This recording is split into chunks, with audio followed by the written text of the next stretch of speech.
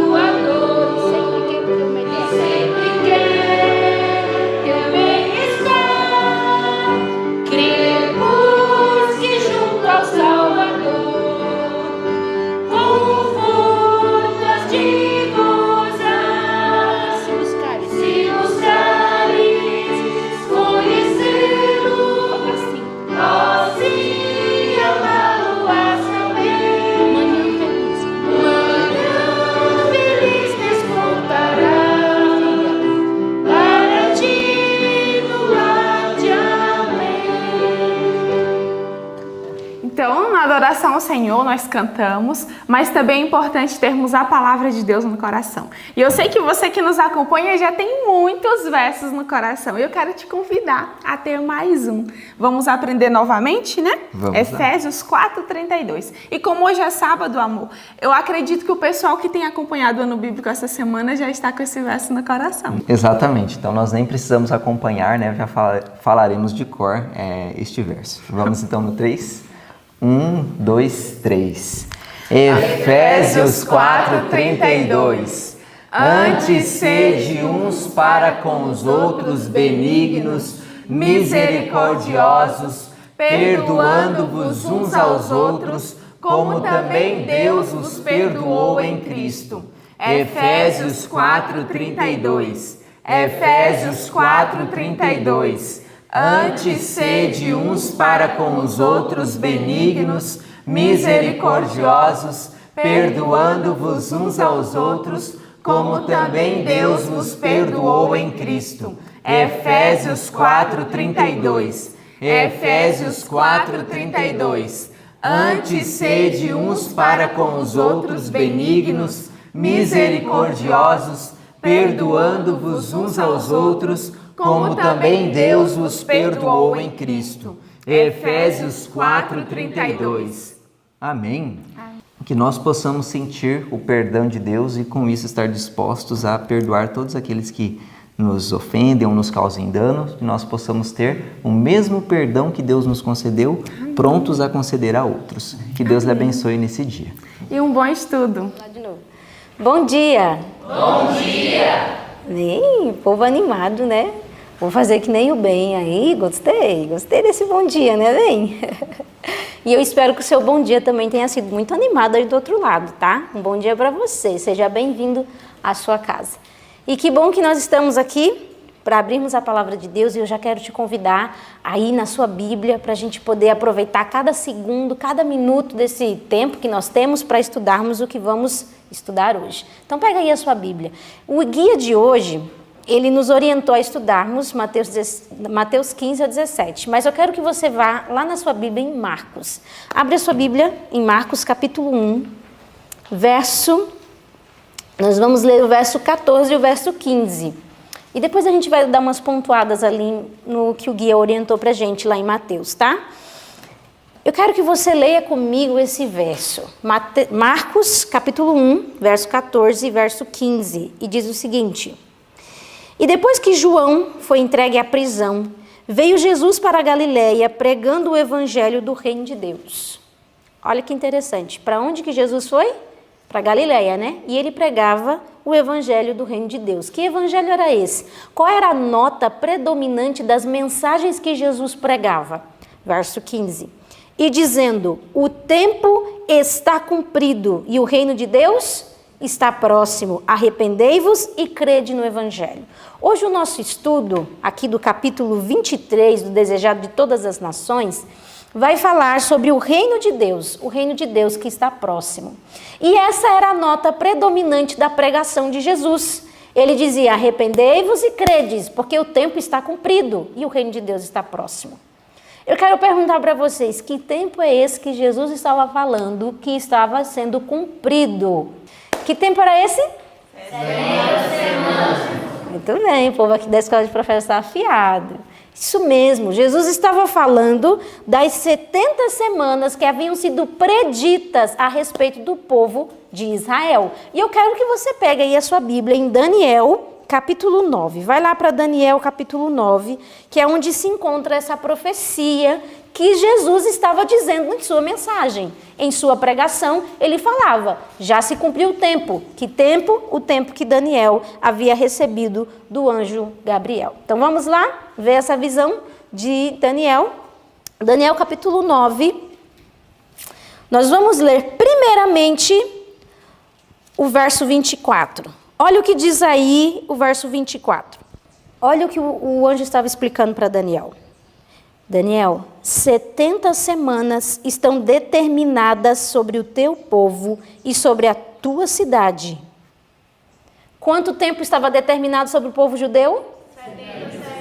70 semanas. E aí você pode pensar, o que significa isso, essas 70 semanas? Nós precisamos fazer alguns cálculos. Você vai ver aí na tela um gráfico, né? Você está vendo aí na sua tela esse gráfico. E nós vamos acompanhar, lendo a Bíblia e vendo esse gráfico. Havia uma profecia em cima do povo judeu, dizendo o seguinte, que Deus daria 70 semanas para o povo judeu se arrepender. Foi dado um prazo para que o povo judeu se arrependesse, e eram essas 70 semanas. Se nós fizermos um cálculo, uma semana tem quantos dias? 7. Então, nós vamos fazer uma multiplicação. 70 semanas vezes 7 dias, dá quanto? 490. Então, o que a profecia estava dizendo? Que havia 490 dias para o povo se arrepender. Só que quando nós estudamos profecia, algo muito legal a gente aprende. Nós entendemos que em profecia, dias é igual a anos. E isso é bíblico, está lá em Números, capítulo 14, verso 34. Então, há um princípio de dia-ano. Em profecia, quando se fala dias, está se falando de anos. Então, esses 490 dias que estava determinado sobre o povo judeu, era igual a 490 anos. Estava sendo dado pelo céu 490 anos de misericórdia para o povo se arrepender e se voltar para Deus. Pouco tempo? Não, né? Muito tempo. Você lembra da história de Jesus com Pedro? Ô Senhor, quantas vezes eu tenho que perdoar? 3 vezes? Aí Jesus disse, não, Pedro. 70 vezes 7. O que Jesus estava ensinando para Pedro? Da mesma maneira como eu perdoo vocês, que eu concedo graça a vocês, porque por 490 anos a profecia diz que o céu daria graça a vocês, eu quero que você faça com o próximo. Do mesmo jeito que o céu te trata. Era isso que Jesus estava ensinando para Pedro. E lá estava agora Daniel recebendo essa profecia de que haveria 490 anos sobre o povo judeu para eles se arrependerem. Só que agora a gente fica com uma pergunta na cabeça. Quando que isso começa? Para a gente saber quando isso finaliza? Vamos ler agora o verso 25. Olha a explicação de quando que começa essa profecia. Sabe e entende, desde a saída da ordem para restaurar e para edificar a Jerusalém, até o Messias, o príncipe, haverá 7 semanas e 62 semanas. Vamos parar aqui. Vamos pegar só o início do texto. O início do texto diz o quê? Sabe e entende, desde a saída da ordem para restaurar Jerusalém. Então, onde era o início os 490 anos? A ordem que seria dada para restaurar e edificar Jerusalém. Nós sabemos que houveram alguns decretos, né, para edificar e restaurar Jerusalém. Mas o decreto que a profecia aqui fala é aquele que está lá em Esdras capítulo 7, onde Esdras recebe um decreto de Artaxerxes Longímano, esse é o nome do querido rei, que deu esse decreto para Esdras terminar essa obra do Senhor. E em que ano foi isso? 457 a.C. Então, no outono de 457 foi dado esse decreto de Artaxerxes. E lá estava agora o início dos 490 anos. E quando você faz esse cálculo de 490 anos, então no outono de 457, inicia-se a profecia das 70 semanas.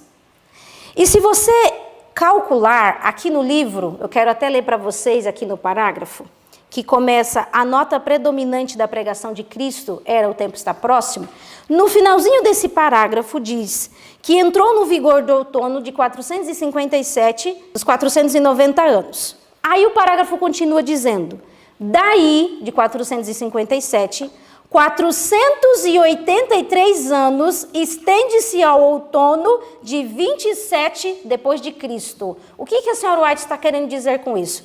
No restante do versículo 25, diz assim, ó, vamos terminar de ler o versículo 25? Sabe e entende, desde a saída da ordem para restaurar e para edificar a Jerusalém até o Messias, o príncipe, haverá 7 semanas e 62 semanas. A profecia dizia o seguinte, virá um príncipe, o Messias, ungido, e até ele chegar, se passará 7 semanas e 62 semanas. 62 mais 7 dá quanto? 69. Então, das 70 semanas até o Messias se passaria 69 semanas. E aí você calcula, quanto que dá 69 semanas? Você pega 69 semanas vezes 7 dias, dá quanto? 483 anos. E é isso que a senhora White está dizendo aqui. De 457 no outono, né, de 457 a.C., inicia-se a profecia das 70 semanas. Até o príncipe ungido se passaram 69 semanas, que são 483 anos. E isso dá exatamente no ano 27 depois de Cristo. O que acontecia no ano 27 depois de Cristo? O batismo de Jesus. Jesus estava sendo ungido, batizado para iniciar o seu ministério. E aí ele começa pregando, o reino está próximo, porque o tempo está cumprido. Que tempo? O tempo da profecia lá de Daniel. Tudo conforme foi predito, aconteceu. Exatamente no ano 27, quando se cumpria as 62 semanas mais 7 semanas, Jesus foi batizado. Agora, das 70 semanas, nós tiramos 69. Fica faltando quantas? 1 semana. Uma semana é igual a quantos anos? 7 anos. São 7 dias, então são 7 anos. Haveria um prazo de 7 anos de pregação do evangelho para o reino judeu. 3 anos e meio através de Cristo essa pregação. Depois mais 3 anos e meio através dos discípulos essa pregação. Até o ano 34, quando Estevão é apedrejado e agora os judeus selam a sua rejeição de Cristo. Eles não querem saber. Eles não aproveitam a graça ofertada. E aí fecha as 70 semanas que estavam determinadas sobre o povo judeu. E após isso, o que acontece? O evangelho agora passa para os gentios. E Paulo é levantado como um apóstolo dos gentios. O evangelho é pregado para os gentios. Deixa eu virar a página, tá? Só um minutinho.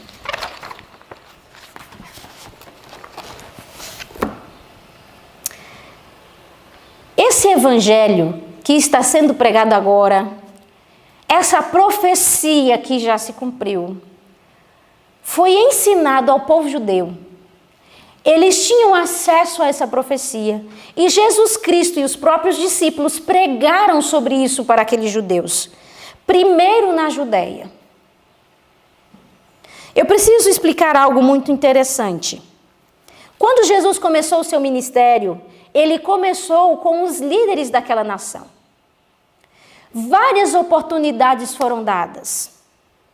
O tempo que estava sendo cumprido foi dado como mensagem para aquele povo.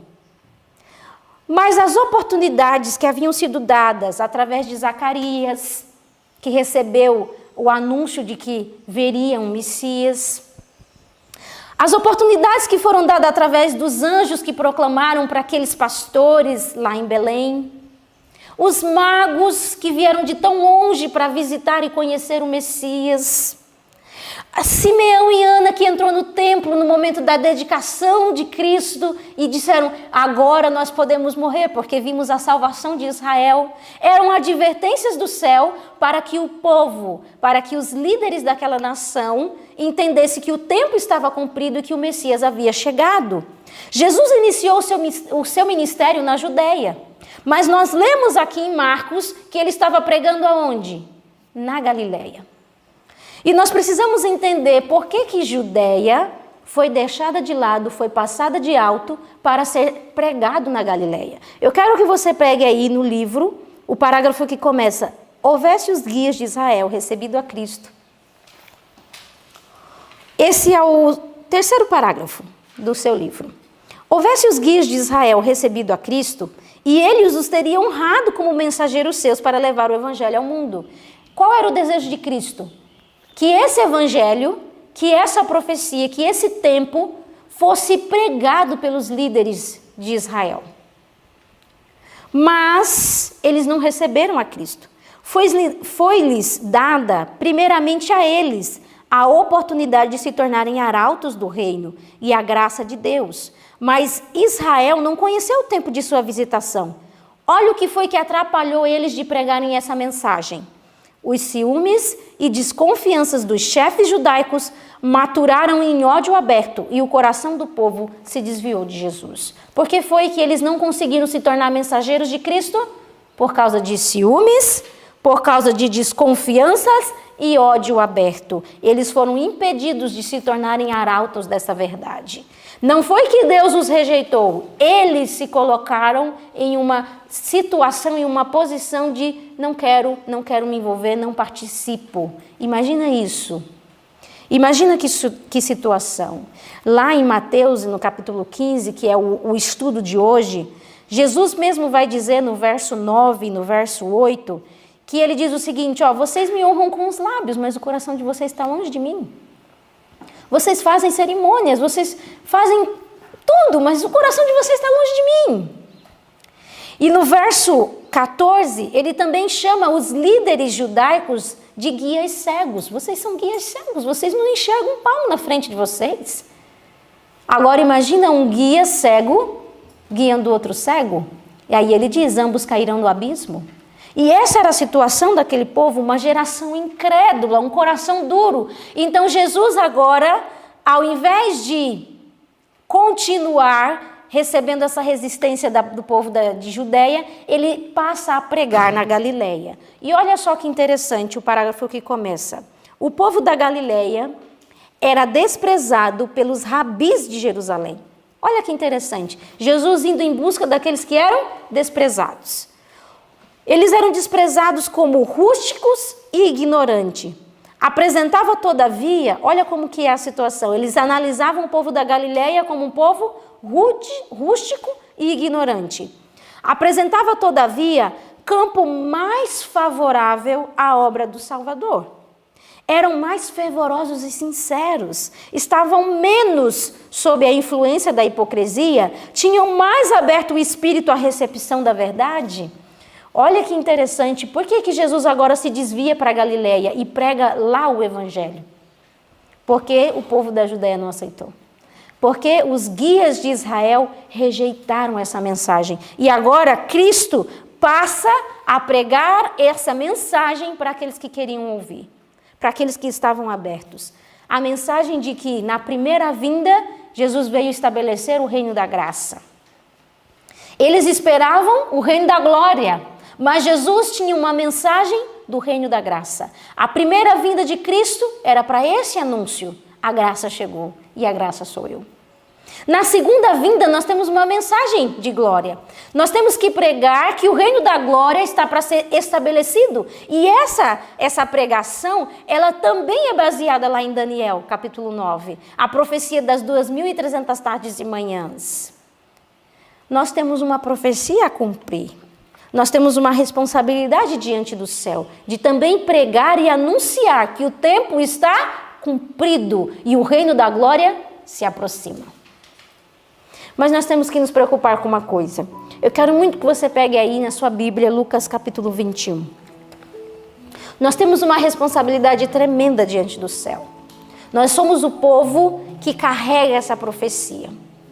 Que entendemos a profecia de Daniel 9. O Senhor Deus nos deu essa graça de compreendermos isso. E nós temos uma responsabilidade de pregar que o tempo está cumprido e o reino da glória está se aproximando. E eu quero que você leia comigo Lucas 21, verso 31. Olha o que diz o verso 31. Assim também vós, quando virdes acontecer estas coisas, sabei que o reino de Deus está perto. Verso 34. E olhar por vós, não aconteça que os vossos corações se carreguem de glutonaria, de embriaguez e dos cuidados da vida, e venham sobre vós de imprevisto aquele dia. Verso 36. Vigiai, pois, em todo tempo, orando, para que sejais havidos por dignos de evitar todas estas coisas que hão de acontecer e de estar em pé diante do Filho do Homem. Queridos, a nação judaica, a nação de Israel, eles rejeitaram a mensagem da primeira vinda de Cristo. O reino da graça se aproxima. Agora nós temos a mensagem de que o reino da glória será estabelecido. Mas nós temos que vigiar e cuidar para que nós não tomemos a mesma posição da nação de Israel. Eu quero finalizar lendo para você esse parágrafo que começa: os judeus interpretaram e aplicaram mal a palavra de Deus e não conheceram o tempo de sua visitação. Será que nós estamos conhecendo o tempo de nossa visitação? Você tem percebido os sinais que têm ocorrido nesse mundo? Você tem percebido que o tempo está sendo cumprido? Os anos do ministério de Cristo e seus apóstolos, os últimos anos de graça para o povo escolhido, passaram-nos tramando a destruição dos mensageiros do Senhor. Olha, foi como que eles usaram o tempo de graça que foi concedido a eles. Tramando a morte dos mensageiros do Senhor. Terrestres ambições os absorviam. Eu preciso te perguntar, o que tem ocupado o teu pensamento, as tuas forças, o teu investimento? Aonde você tem focado? Qual é o centro da tua vida? São ambições terrestres? Você tem dedicado a sua força, o seu tempo, o seu dinheiro para conquistar coisas nessa terra, enquanto os sinais estão apontando que o reino da glória está para se estabelecer? O que você tem feito com o tempo que o Senhor Deus tem te dado? E o oferecimento do reino espiritual foi-lhes em vão. Foi-lhes feito em vão. Você consegue entender isso? Cristo estava ali oferecendo um reino espiritual, mas isso foi inútil, porque eles queriam um reino terrestre. Assim, hoje, o reino deste mundo absorve os pensamentos dos homens e não observam o veloz cumprimento das profecias e os indícios do rápido aproximar do reino de Deus. Que terrível que não sejamos nós, esses que estarão dormindo enquanto o reino está sendo estabelecido, enquanto as profecias estão se cumprindo. Hoje eu recebi uma mensagem de um dos candidatos da escola e ele disse assim: olha, eu não vou poder ir não, porque eu ainda quero estudar algumas coisas, eu estou na academia, eu não quero parar a academia, e aí eu tenho planos de estudar, fazer não sei o quê, e se dedicar a isso, aquilo, e eu fiquei pensando, não entendeu que o tempo está próximo. Não entendeu que o reino está prestes a ser estabelecido. E as coisas deste mundo não podem nos impedir de pregar e anunciar de que isso, a profecia do Senhor está cumprindo, está às portas. Que o Senhor Deus, nesse tempo tão solene, não nos pegue desapercebido. Que em nome de Jesus você entenda que a profecia se cumpriu e o reino será estabelecido em breve. Vamos orar, vamos pedir a Deus que Ele nos dê esse despertamento. Querido Deus e nosso Pai, misericórdia, Senhor, nós queremos te pedir. Não nos permita, Senhor Deus, estarmos tão intertidos com as coisas dessa terra que não percebamos que a profecia está se cumprindo, que os sinais já estão se cumprindo e que muito em breve o Senhor estará estabelecendo o reino da glória neste mundo. Ajuda-nos, Senhor Deus, a sermos arautos que levantará a sua mensagem, Senhor, que pregará o teu evangelho, que pregará essa mensagem de que o tempo está cumprido e que temos que estar prontos, Senhor Deus, para o recebimento de Jesus Cristo. Pai amado, prepara esses irmãos que estão em casa. Desperta o coração deles para vigiar e orar, Senhor Deus, e anunciar a mensagem de um reino que está para ser estabelecido. Desperta também a nós, Senhor. Nos dê urgência no tempo solene que temos vivido. Ajuda-nos, Senhor Deus, a fazermos parte daquele grupo que levantará a bandeira de Emanuel. Pedimos a tua bênção, Senhor. Pedimos o teu Espírito Santo para nos despertar. Em nome de Jesus. Amém. Queridos, eu espero que você tenha compreendido o estudo de hoje, que era tão importante. Se você não entendeu, repete e assiste de novo. E que o Senhor Deus te abençoe e te fortaleça.